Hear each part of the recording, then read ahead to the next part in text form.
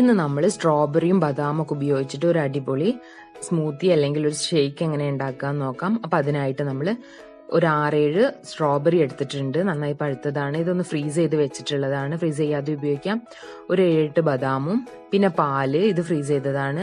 1 cup പാലുണ്ട്. പിന്നെ ഒരു 1/4 കപ്പ് അല്ലെങ്കിൽ 1 കപ്പ് തന്നെ നിങ്ങൾക്ക് തേങ്ങാപ്പാലും എടുക്കുക. ഇതൊന്ന് ചെറുതായിട്ട് ഐസ് ക്യൂബ് ആക്കണാവും നല്ലത്. അതായത് ഒരു ഐസ് ട്രേയിൽ ഒഴിച്ചിട്ട് ആക്കുന്നതാവും നല്ലത്. വലുതാക്കുന്നത് അടിച്ചെടുക്കാൻ കുറച്ച് ബുദ്ധിമുട്ടാണ്. പിന്നെ കുറച്ച് വാനില എസൻസ് ഓപ്ഷണലാണ്.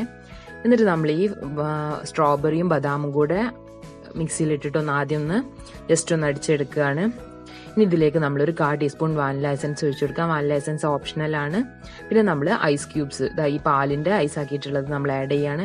എപ്പോഴും നന്നായിട്ട് ചെറുതാക്കിയിട്ട് ആഡ് ചെയ്യാം, അതാവും നല്ലത്. പിന്നെ തേങ്ങാപ്പാലും ആഡ് ചെയ്യുമ്പോൾ നല്ലോണം ചെറുതാക്കണം, അല്ലെങ്കിൽ അടിച്ച് കിട്ടാൻ ബുദ്ധിമുട്ടാവും, മിക്സിക്കൊക്കെ കംപ്ലൈന്റ് വരും. പിന്നെ നമ്മൾ ആവശ്യത്തിന് പഞ്ചസാരയും കൂടെ ആഡ് ചെയ്തിട്ട് നന്നായിട്ടൊന്ന് അടിച്ചെടുക്കുക. അപ്പം നമ്മുടെ ജ്യൂസ് റെഡി ആയിട്ടുണ്ട്. അടിപൊളി ടേസ്റ്റി ആയിട്ടുള്ളൊരു ഷേക്കാണിത്. അപ്പം എല്ലാവരും ട്രൈ ചെയ്ത് നോക്കണം. ഇഷ്ടപ്പെട്ടിട്ടുണ്ടെങ്കിൽ ലൈക്ക് ചെയ്യണം, കമന്റ് ചെയ്യണം, സബ്സ്ക്രൈബ് ചെയ്യാൻ മറക്കരുത്.